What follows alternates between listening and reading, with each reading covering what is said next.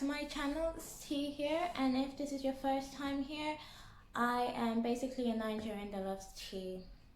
Yeah, and I like to comment on them and what their benefits are, or what the ingredients in them are.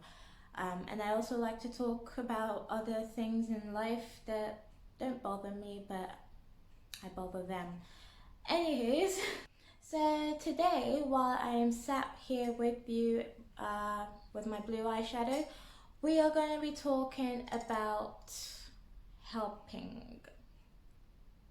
There's a lot of ways you can help, but today I'm specifically going to focus on helping a person who suffers from anxiety, or I'll call it low depression, because depression is a very serious thing. So I've got like 5 simple ways to kind of help them and reassure them that everything's going to be okay. And by this, I'm actually speaking from a personal point of view. So everything I'm saying in this video is what helps me and what I think benefits me when I'm struggling myself. So help number 1, it's simply to stay calm. I know it is very hard in situations to kind of stay calm with, especially when both parties are yelling. The only problem is with someone who's got anxiety or depression, we can't stay calm if you don't stay calm. So we'll basically feed off of your energy, especially in arguments and fights. Especially if you're dating someone with a condition like this. If you're yelling, I'm automatically gonna yell back at you, and by doing that I get even more angry, I get even more frustrated because I feel like you're not listening to me. But if you stay calm, then my response back to you would be to stay calm. I am mirroring your behavior, and that's the problem with having such bad anxieties, because sometimes you can't think for yourself. You need to be shown that everything is going to be okay. And it's kind of like a reassurance when someone's just like, okay, calm down and we'll speak this out properly. And then you're just like, yeah, just stay calm, please. And for those with partners, you just need to understand that like it is difficult, especially if your partner is wrong. Just still, again, stay calm, because that way we're able to listen a bit better instead of having our brains and our chest pumping our ears and we can't hear. All we can hear is little loud thump.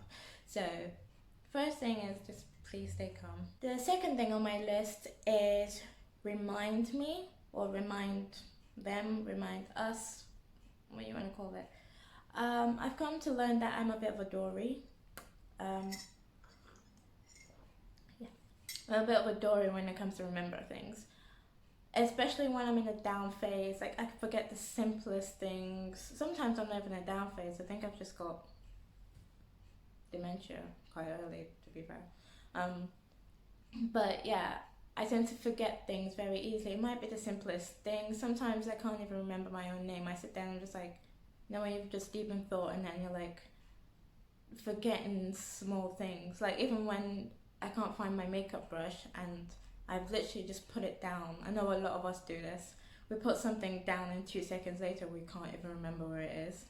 A lot of the time, people with anxiety and depression, because there's so many cramped things in your head that's just going on and on, tend to forget the most important things. So just by reminding us that, okay, like when I say forget the most important things, sometimes we kind of forget there are people there for us as well, and we think we're alone.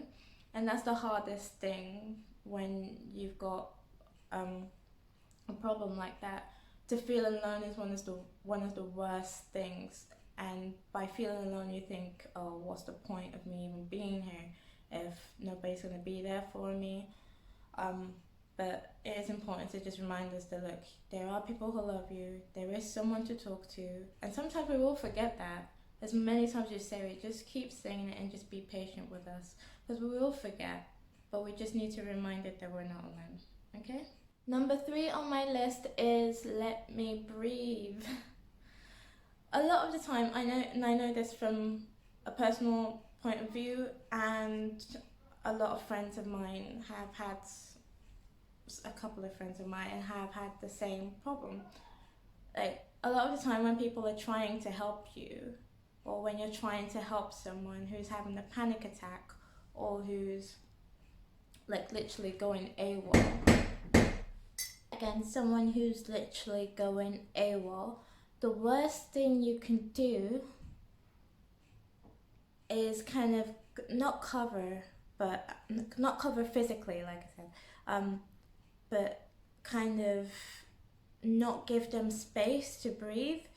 Because when you're having a panic attack, you can't breathe. You feel like everything is on top of you. And for things to be physically on top of you, like people overshadowing, not overshadowing, I think it's overshadowing, but people a bit on top of you, saying, like, keep speaking to you. Sometimes we don't need to hear anything, we just need you to let us breathe.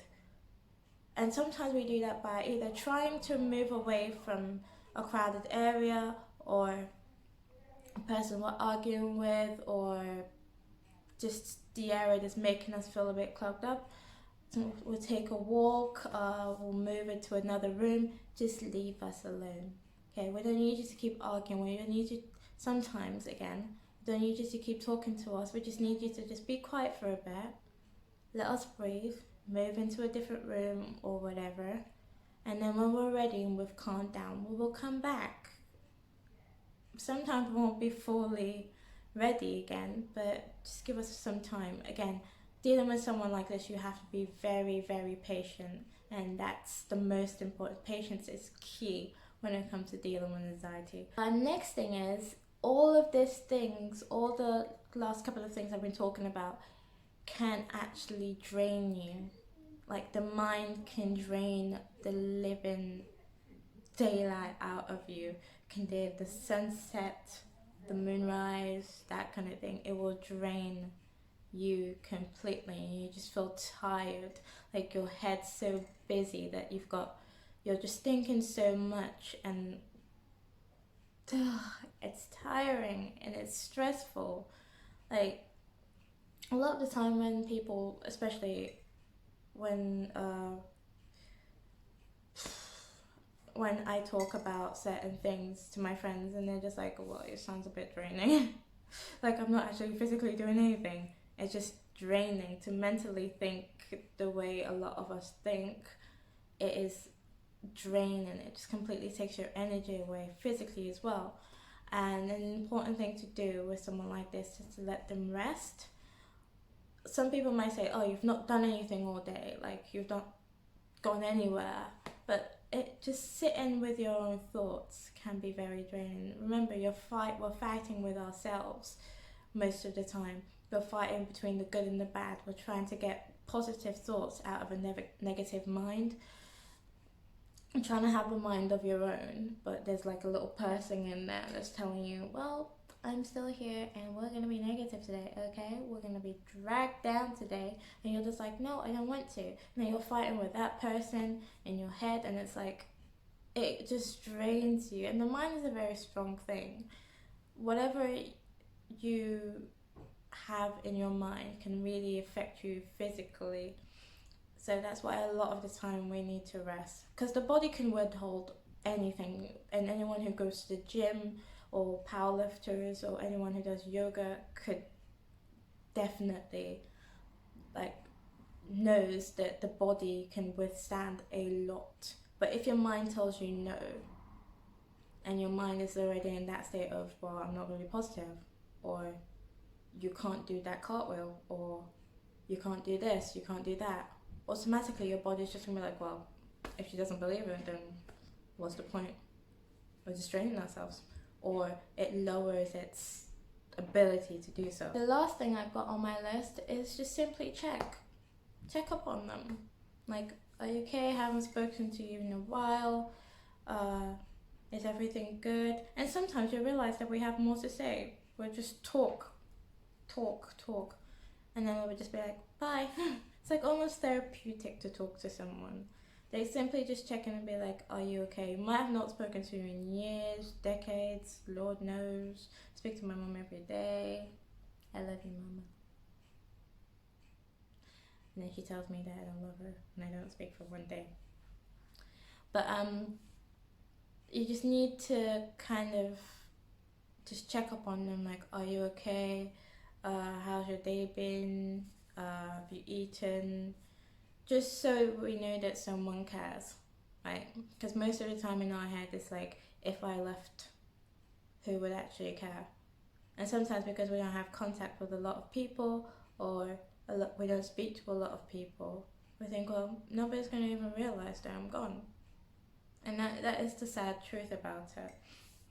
So for someone to just check and be like, just checking up on you, you okay? And we're just like, yeah, we're fine, yeah, everything's good, we had lunch, and and we'll just go to bed knowing at least that one person actually cares, that they've called, like that we've answered the phone, or one person cares enough to have called and check up on us, even if the next time they check up on us will be another. That keeps a holding at least for a while. And yeah, it sounds really sad, but unfortunately this is the reality of the brain, and a lot of people are struggling from it. So that's why I've just come on here to just say the 5 important things to me, if anything, that I know helped me personally. So, and I hope it helps anyone who doesn't understand how to deal with things like this, kind of have an insight on what they can help. Yeah, and a lot of the times people like this are very quiet, and they come in different types actually. So it might be very quiet, might be very outgoing. Just in general, to any human, kindness doesn't hurt. And just being there, just letting them know that you do care, it doesn't hurt. It actually benefits a hell of a lot, because then we know we're not alone. It's the last thing. Yeah, they're gonna hit home. But yeah, thank you guys for watching. Have a good morning, good evening, and a good night. Good afternoon as well. Bye guys.